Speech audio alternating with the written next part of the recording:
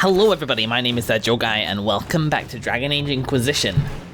So, we have in front of ourselves a challenge. I've been tempted to put this off for another session, but no, I've done it. I've taken the relevant notes and we're doing this now. But first of all, I'll give you a sec. Well, it's probably in the title what I do.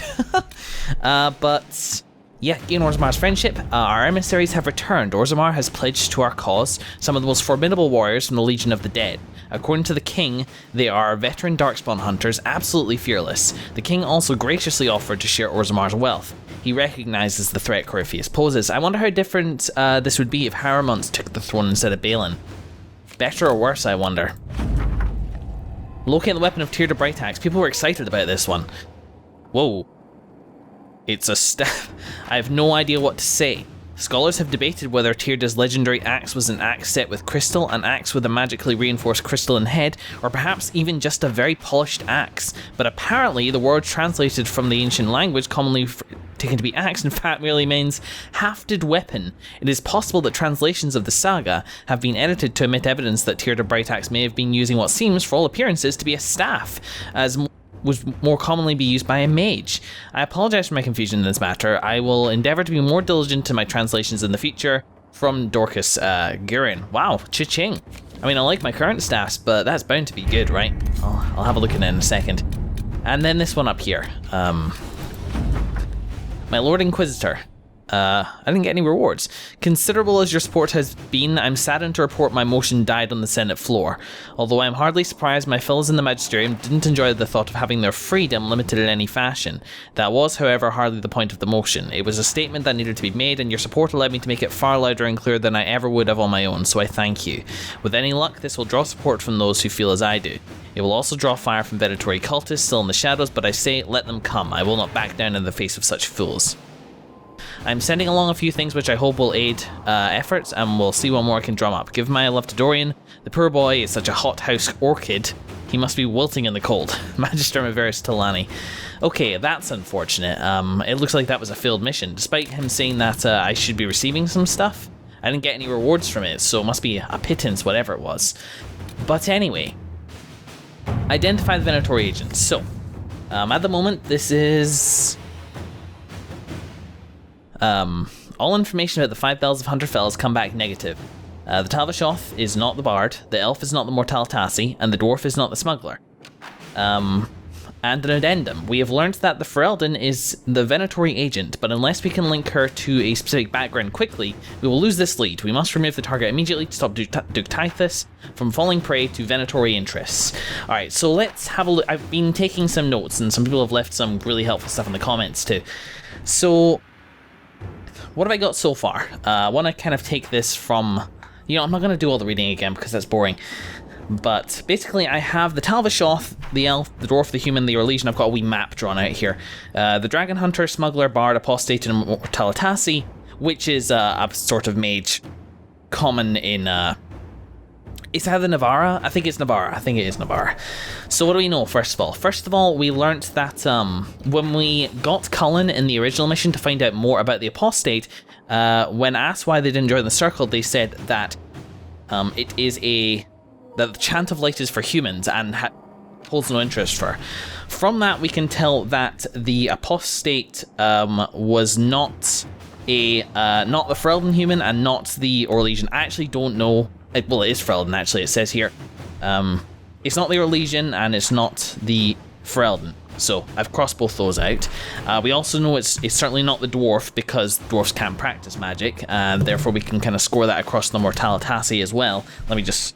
Actually, haven't quite made the notes on that yet, so... There we go. Although it's getting a bit crisscrossy. What else do we know? What was the second thing I did? It was... the Orlesian who has a love of somewhere home. I'm gonna have to look up the quest text that I did for that. Let's see. Yes, she and the Elf are the only two members of the Bells who practice magic. She has on occasion purchased exotic dragon related... Actually, I'm not done with the first point yet, because the Apostate... The Apostate is unlikely to be the... It will either be the Elf or the Talvashoth. It's unlikely to be the Talvashoth because the Talvashoth treat their mages very differently. and don't tend to be the most attractive to the naked eye. But you never know. They are said to all be beautiful, but that is indeed subjective. But up here, we can see that the Talvashoth is not the bar. Oh, never mind. I think it was actually in the last opening text of that. It was operation text. Yes, we have confirmed that the Talvashoth, whatever else she may be, is not a mage. So that just leaves. So the apostate is the elf. We know that for a fact. That is a firm line in our thing here. And then Liliana. She and the elf, the Orlesian and the elf, are the only two members of the Bells who practice magic. That means that the Mortalitasi must be the Orlesian. So that's another firm line that we can draw there. Now we should bear in mind all the time that we need to narrow this down to either the Bard, the Smuggler, or the Mortalitasi. We now know that the Orlesian is the Mortalitasi, so yeah, it's definitely not Cullen's option. So it's either the Smuggler or the Bard. Now, that's all the information that we have on it so far, aside from the fact that the Talvashoth is not the Bard. So with the Talvashoth's only remaining options being... Wait, hang on. I think I got something about... Hang on. What was it? She and the elf are the two members of the Bells who practice magic. She has on occasion purchased exotic dragon-related ingredients from the Talvashoth, although it's unclear whether the Talvashoth gets them through hunting or smuggling. So the Talvashoth is either the hunter or the smuggler, but I could have sworn we got some text, and I'm looking at my phone whilst I'm doing all this, but obviously I haven't looked up the answer, because that would take all the fun out of it. Operation, yeah. That's just the operation text, but the results are from Cullen.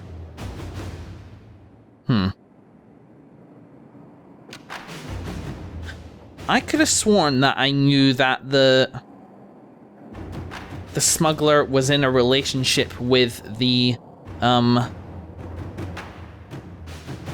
Talvashoth. Where did I get that from? Was that accidentally left in a comment to me? Oh yeah, she now appears to be in a relationship with the smuggler. No, that was in the operation text of Continue Investigator. So we know that the Talvashoth is not the smuggler, so the Talvashoth has to be the dragon hunter, which again narrows our options, but not directly. It doesn't tell us which one of these to go, either the smuggler or the bard. So the Talvashoth could be in a relationship with the smuggler, and I sent Liliana on that, chased by the Orlesian woman, and she came back with, she and the elf, purchased exotic dragon-related ingredients from the Talvashoth, although it's unclear whether the Talvashoth gets them through hunting or smuggling. So what does that leave us with? Let's have a look at the dwarf.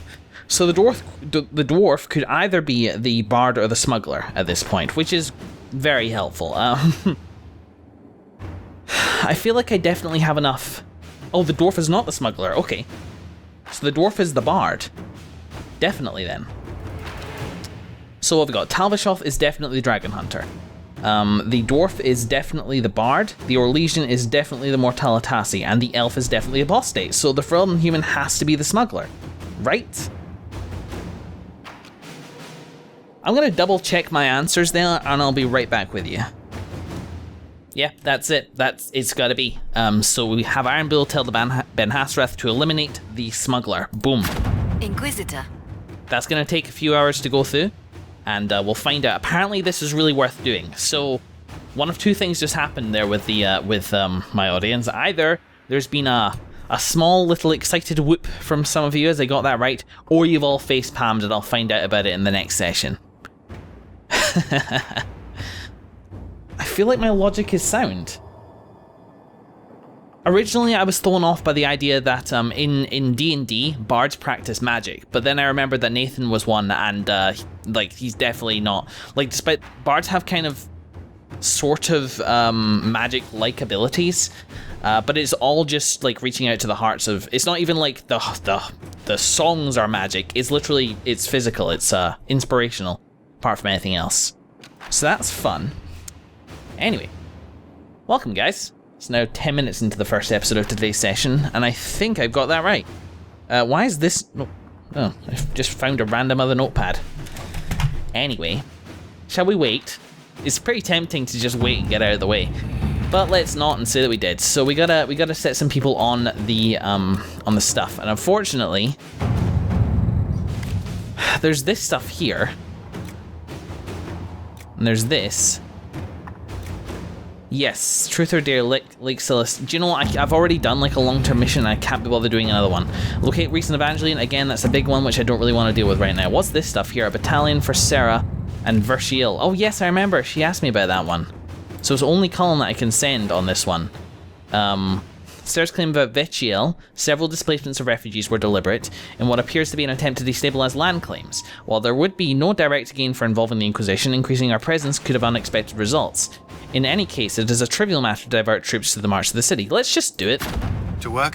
We're going to work a little bit in Skyhold today before we get started on anything else, so let's nip over to Ferelden and see if we can find something for Josephine to do. Gather coin, Dorian's request. What about Dorian's request? Venatori mages out there lurking in the wilderness. This comes as no surprise to you since you can't... Yep. Yeah, okay, I remember this one. Track them down. So what does Josephine have to say about there?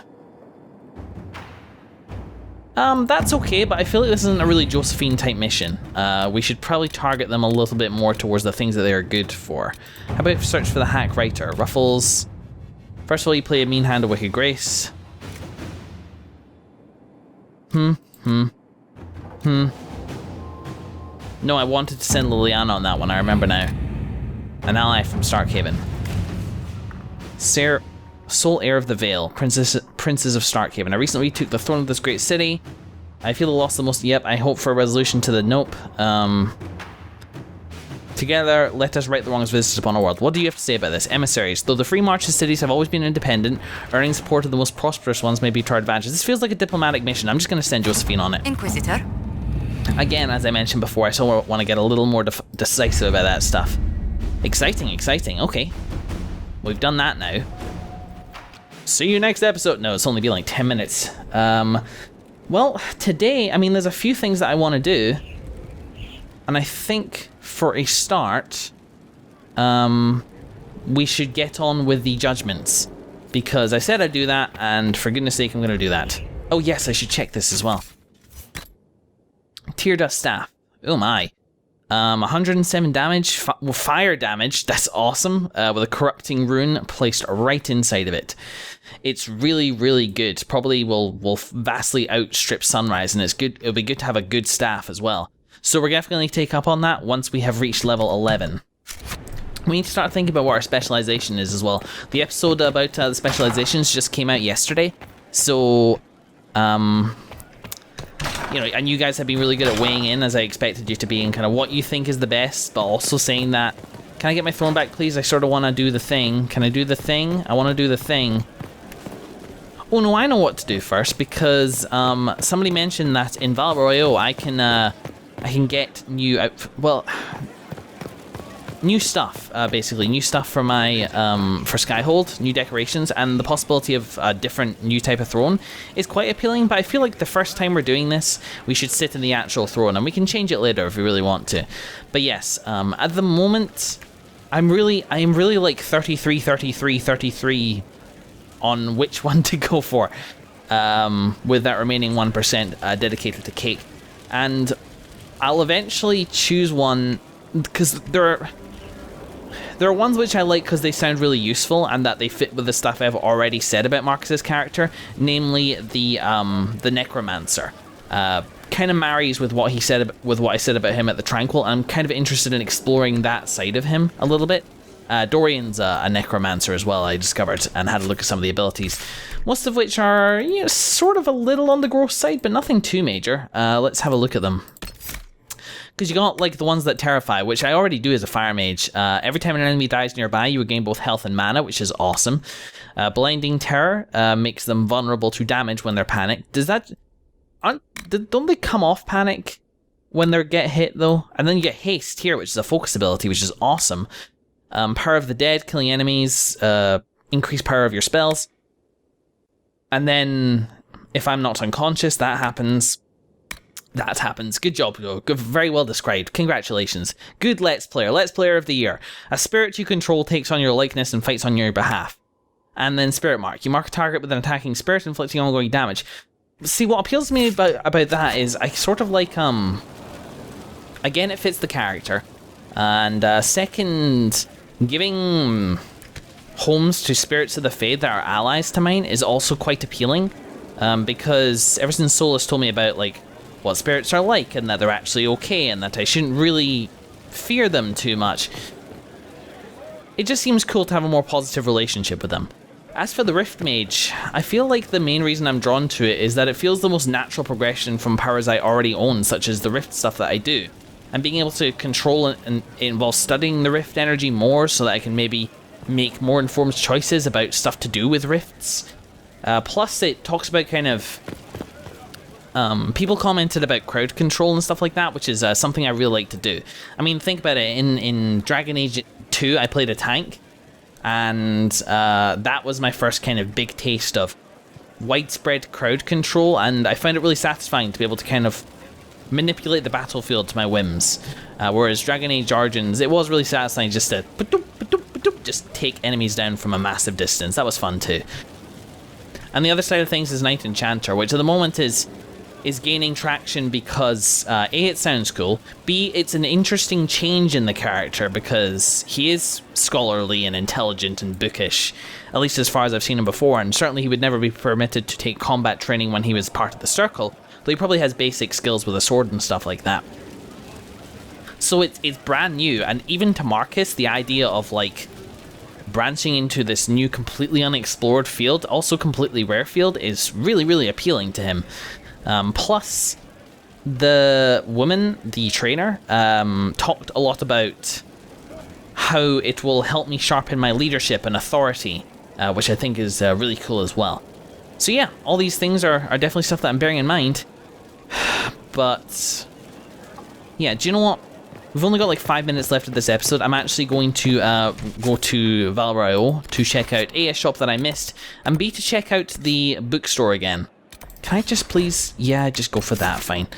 Who am I taking with me? I'll take Dorian again because he still hasn't had much in the way of walkies, and I'll take Vivienne and Solus too. For reasons which I'll explain in just a second. Like now, the reason I'm taking these all mages is A, because fun, and I know I'm not going to get into any combat. B, it's not a party that I'll see often, so maybe a chance for some like interesting banter would be cool. And C, the only person whose specialization that I can view at the moment is Dorian, and I suspect that's because he is the only one that I took into the field.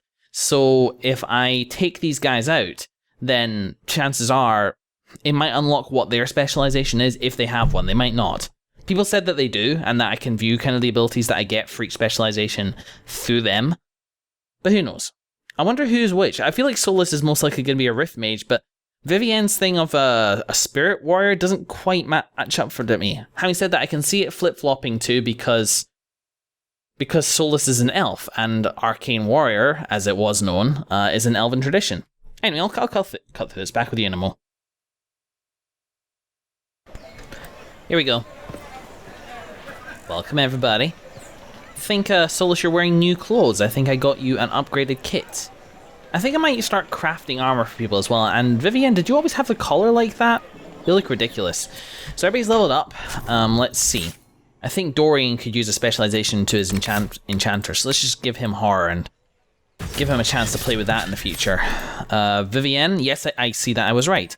She is the Knight Enchanter. Whether it's high fashion or the battlefield, Vivienne prefers to be at the forefront in control of everything around her. She will personally see order restored by the blade if necessary. Cool. I'm glad it gave this little character explanation thing. That's really awesome. So let's have a look at some of these abilities. You create a blade of solid magic to make melee attacks against nearby enemies. Dealing damage with other abilities charges the blade. Attacking expends this charge to deal additional damage. Okay. That's pretty good, as long as it's a clear indicator of how much damage you're charging. Since I'm on any other character, I would kind of blanch at that because it sounds like it involves a lot of micromanagement, but since I'm always in control of Markus anyway, it's not too bad, so let's just give her that. Go into it. What else? We got...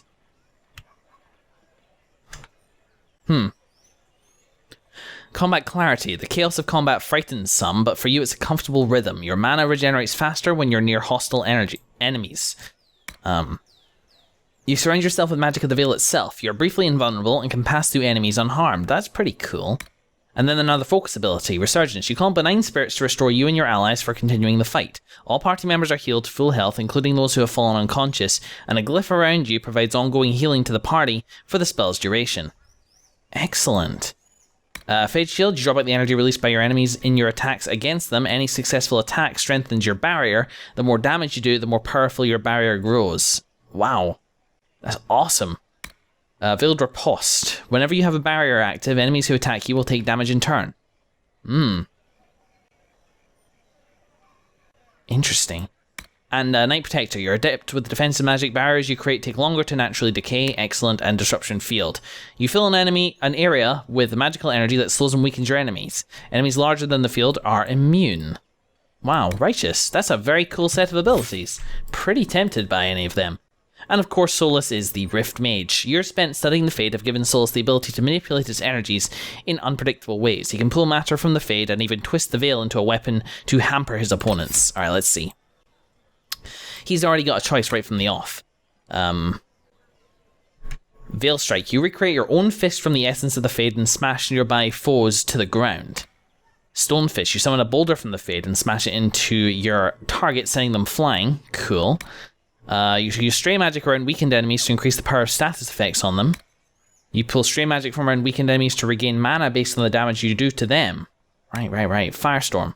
These are passives. No, I guess they are abilities. Nope. No, it's automatic, which is even better. Firestorm. You summon flaming meteors, raining fire down upon enemies all over the area for the next several seconds. Well now. Well, that is a fiery thing right there.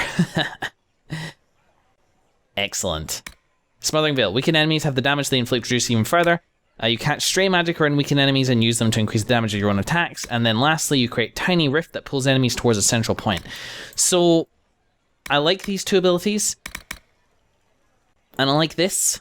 Neither of them are particularly wowing me. But I love all the passive bonuses that you get. There. And Firestorm is of course wonderful. Hard to say, it's not leaping out at me as much as Knight Enchanter, but I think it's now, I can now safely say it's between Knight Enchanter and Rift Mage. Oh. Markus just had a bit of a Marilyn Monroe moment. Good show. You are mad. It is barely adequate. What the fuck? What just happened? I don't know. I really don't. Anyway, let's head to some shops. We never really had a proper explore of the shops around here. Hello, milady. So we got these nice staffs and stuff, and I don't have too much, but there's that, which is nice. Is there anything like what's this? Superior Enchanter Armor. Got upgrades for that. It's like the Superior Staff Blade, which is pretty good for extra constitution. Wrapped Staff Grip. How about schematics? No. I maybe want to build my own stuff, but if anything leaps out at me. All that stuff is lovely. Cool though. Ah, some runestones. You know, just a few of them might be quite nice. Here, to the right, I actually forget what they sell here. I just remember the bad spine incident. Hello. Weapons. Lovely. Actually, all this stuff is pretty basic. Pretty basic, bitch. That's quite nice, though. In terms of color. I love that blue, but its checkered pattern just makes it look like pajamas. Which is not as good. I see those notes. I trust you've heard what befell Roderick at Haven. I'm not entirely clear, actually. An army of some sort attacked? So we're told. He died a hero, leading the people of Haven to safety through the mountains. Sweet Andraste guide his final rest. He deserves it. Not death, to be guided to... You get what I mean. Okay, here we are. New store, which I saw in editing was an open door now, but... Let's see what this is. 3 little empresses. Simple... You know, you guys can read that if you like. I'm good. Fatal bones in school are we? What's this? Royal Rest of Orlais. A plaque reads, here at the heart of the bazaar, we offer finest artisanal pieces for the boudoir. Both shop and museum. Our merchandise is modelled on the taste of the most glorious rulers of the past. Rest well, compatriots. Rest, nation Orlais. Alright, let's see. So you got velveteen and silk and stuff like that, which is great. Anything else? Here we go. Yeah, I thought this would be the place to sell it. So there's an Orlesian bed, a bed adorned in an Orlesian style. You can't see it though, I mean... It's a little weird that you can't see it at all. Do you know what I might do? I might, between sessions, I might come back and just buy something. I'll look up like the Google Images searches of what those actually are and take it from there. Cool. But the fact that they only sold drapery makes me think that there's going to be more shops around. Do you guys want to chat or something like that? I know you never get a mage every party, but you guys have got to have some banter, right? I'll wander around until you say something. I've still got that mod installed. At least I think I do. Okay, here's the big story again. Apparently I may have missed some stuff here. Here we go. So here's this then. Recovered from somewhere in your journal. Samson's Tale. Lovely. So let's... Yeah, I missed a few things. Let's just buy them up. That's cool. I'm good with that. And nothing else. Yeah, I'm just gonna... All this stuff will be read in time.